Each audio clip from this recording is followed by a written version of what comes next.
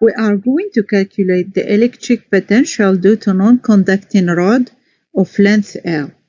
So this rod has a charge. This charge is plus Q, and the density of this charge on the rod is uniform and is lambda. We put lambda here.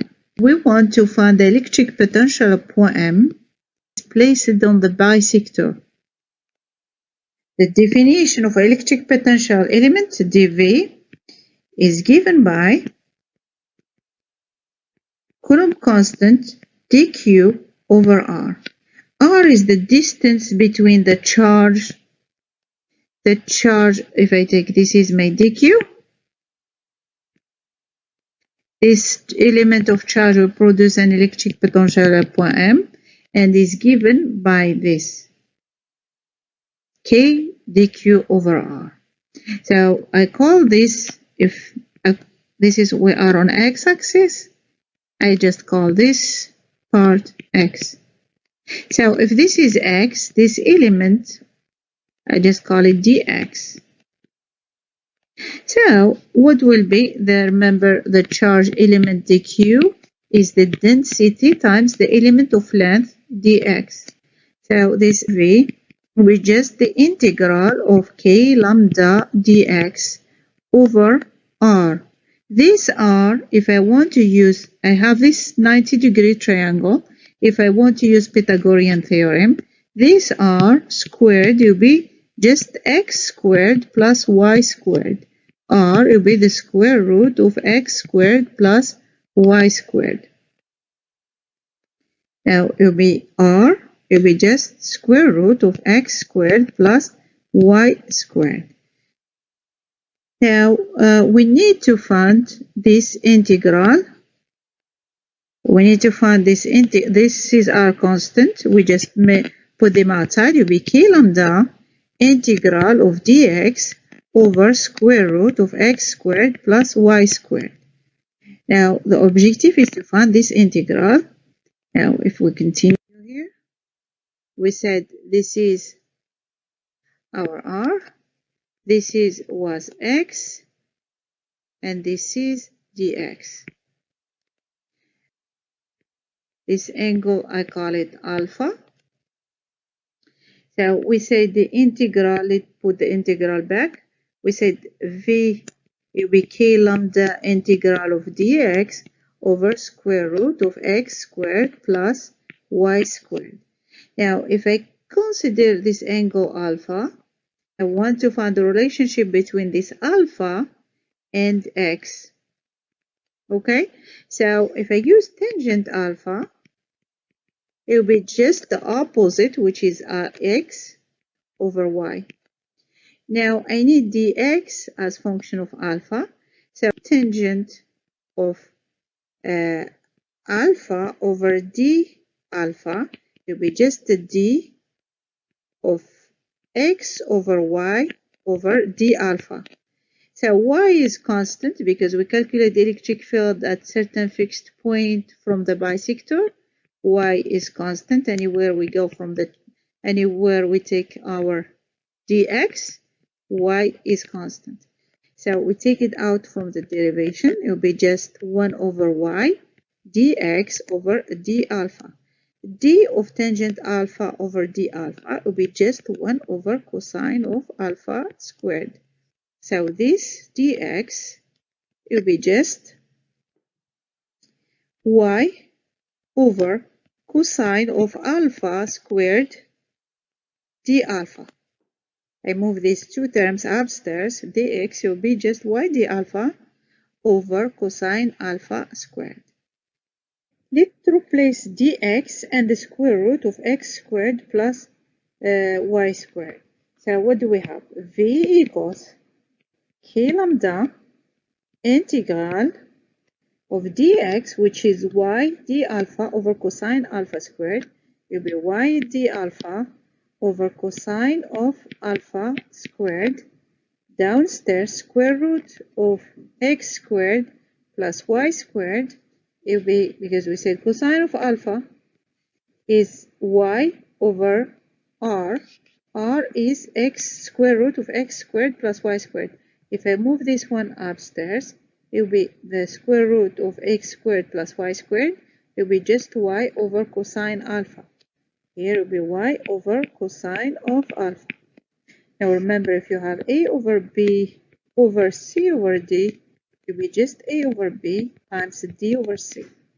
So we do the same thing here. It will be k lambda integral y d alpha over cosine of alpha squared multiplied by cosine of alpha over y. Now what do we see here? Y vanishes and cosine alpha goes with a power 1, and then we have left k lambda integral of d alpha over cosine of alpha. If we multiply each side, the bottom and upstairs, by cosine of alpha, we will have integral of cosine of alpha d alpha over cosine of alpha squared. Now, how to solve this problem? We have 1 equals to the cosine of alpha squared plus sine of alpha squared. We can use this property. That means cosine of alpha squared will be just 1 minus sine of alpha squared. So it will be k lambda integral of 1 minus sine of alpha squared. Downstairs and upstairs we keep cosine of alpha d alpha. In this case, we are going to make a change of variables. Let's make sine of alpha is u. We call it u. If the d of sine of alpha to d alpha, it will be d of u over d alpha. So d of sine of alpha to d alpha will be just cosine of alpha will be du over d alpha. That means du will be cosine of alpha d alpha. Okay, we said we made a variable change. We replace cosine alpha d alpha with du and sine of alpha with u. The electric potential will be k lambda integral of du over 1 minus u squared. The integral of 1 minus u squared, we need to make it in form of partial fraction. 1 over 1 minus u squared, we need to make it in format of a over 1 minus u plus b over 1 plus u. So if we make this in terms of partial fraction, then it will be easy to integrate. Okay, we said 1 over 1 minus u squared is a over 1 minus u plus b over 1 plus u. But like we said, we need to find a and b. Okay, this equals to 1 squared minus u squared. We need the same denominator, and then a should be multiplied by 1 plus u and b multiplied by 1 minus u. Here it will be just 1 minus u squared. This one be 1. Now what does mean? 1 equals to a factor a. I distribute a on the parentheses. It will be a plus a times u plus b minus b times u. Means 1 equals to a plus b, and put a and b together, and u factor of a minus b. A and b are constant, but here I don't have no u here. I just put it in this format. 1 plus 0 times u is just 1, and this will be a plus b plus u factor of a minus b. So this 0 means a minus b equals 0 means A equals B, and A plus B should be 1. A plus B should be equal to 1, means if I replace A with B, it will be twice A equal to 1, and A will be 1/2. The same thing for B. B we said equals to A, be 1/2. Now this, it will be this term here, it will be just 1/2 of 1 over 1 minus u plus 1 over 1 plus u. Now we go to our integral and replace 1 over 1 minus u squared with this term. And we said we have the electric potential V will be K lambda integral of du over, we said 1 minus u squared, we said it will be just K lambda integral of 1/2 factor, I put 1/2 outside because it is in common, factor of 1 minus u plus 1 plus u du. So this and this integral is easy to solve now. So we go solve one by one. You need to remember this.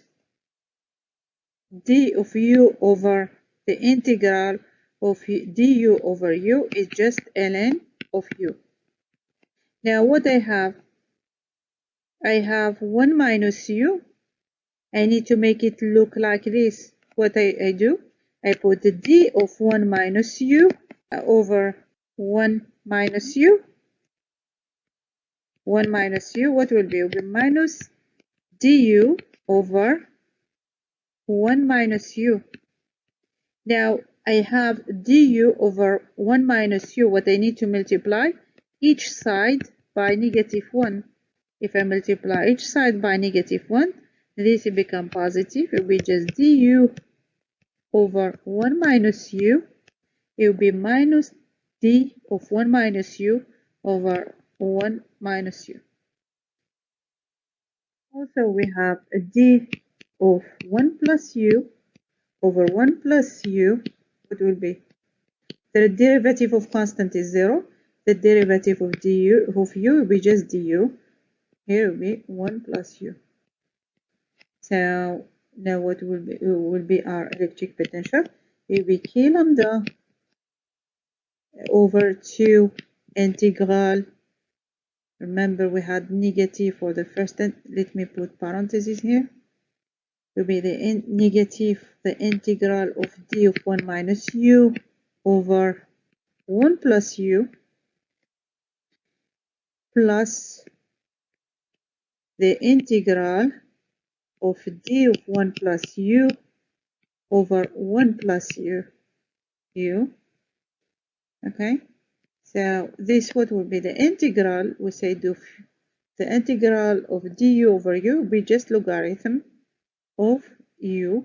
That means it will be K lambda over 2 negative ln of 1 minus u.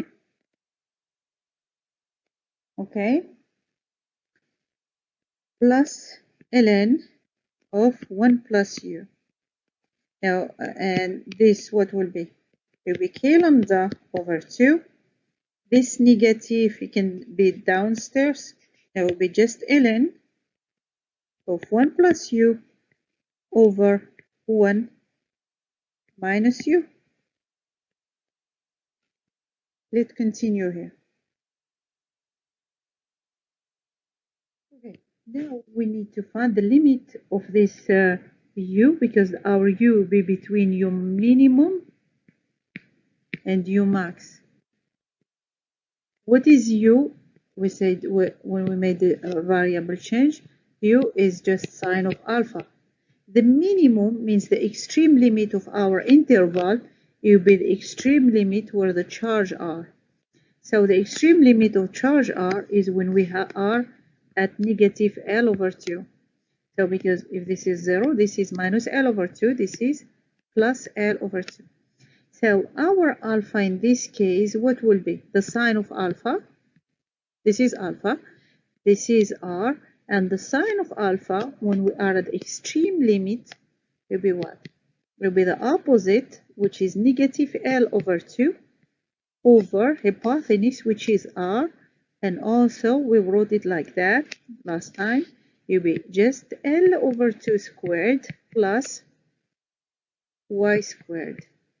So this is the minimum, the limit, the left limit is that, we call it minimum, and the maximum limit, U max, it will be just the other side, and the other side, it has plus L over 2, means we just have this plus L over 2 over square root of L over 2 squared plus y squared. Let me clean this. So this is the limit of our integral. Now if we go place them here, what we will have? We will have v equals k lambda over 2 ln, this is the fraction I put here, then plus 1, and remember the upper limit is u, we start with u max, okay, u max, what will be? Will be plus L over 2 over square root of L over 2 squared plus y squared. Now downstairs be the same thing, 1 minus L over 2, okay, L over 2 over square root of L over 2 squared plus y squared. Let's clean this and then close the parenthesis. But remember we just used u max, huh? Now I have, let me do this, then I have to go to u minimum and I need to apply negative. Negative ln, let me see, in this case it will be 1 plus L over 2 over square root of L over 2 squared plus y squared over 1 minus, in this case, I'm sorry, in this case because we have negative L over 2, it become negative here, and this one negative and negative become positive. So it will be L over 2 over square root of L over 2 squared plus y squared. So this is what we do. Now we can use the same denominator. If I use the same denominator here, what it will be? This term will vanish. Let's pay attention here. This is parenthesis here. It will be k lambda over 2 factor of ln of this term minus ln of the second term. What do we see here, guys? If you have ln of a over b minus ln of c over d, what will be? It will be ln of a over b over c over d.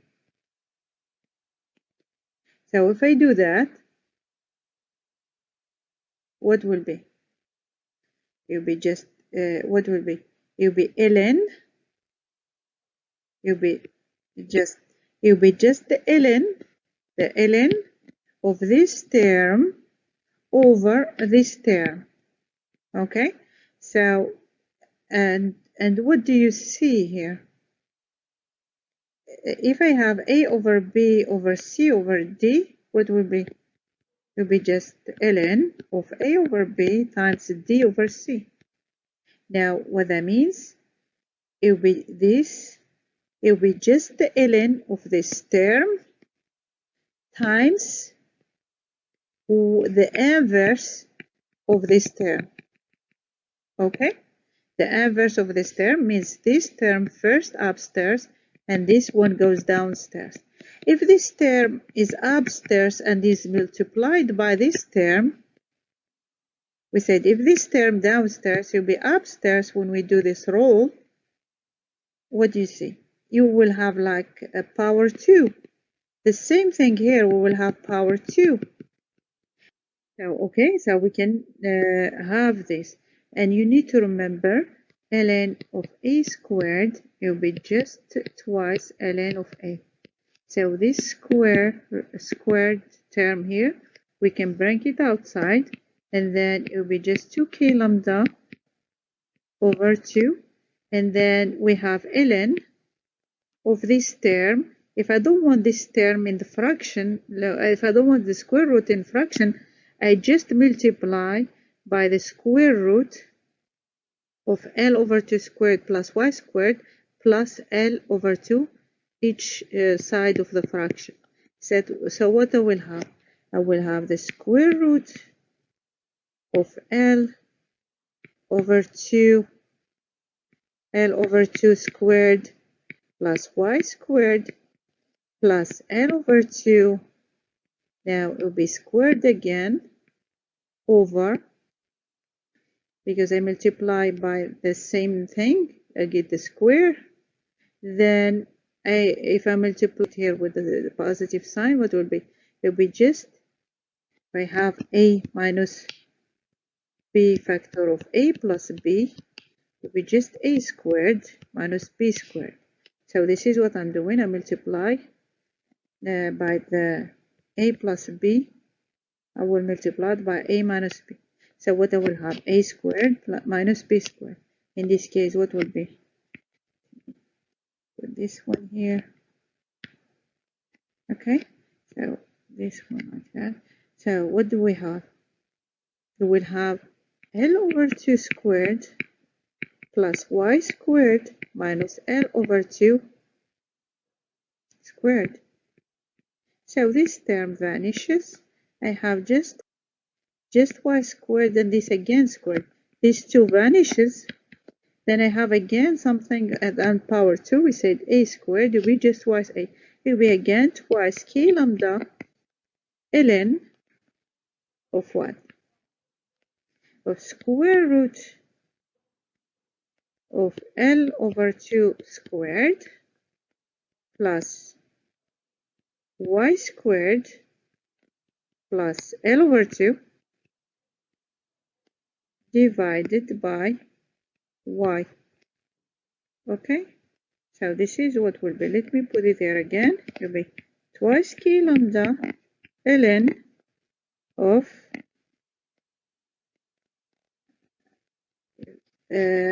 square root of L over 2 squared plus y squared plus L over 2 over y. This is the electric potential produced by non-conducting rod charged positively.